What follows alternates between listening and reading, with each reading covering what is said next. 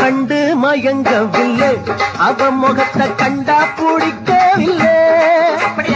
இன்னும் புரியவில்லை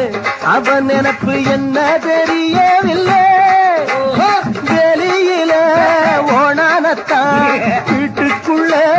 விட்டு புட்டு வேணாண்டா சம்ஸ்காரம் நாம் ஒரு சந்நியாசம் நீ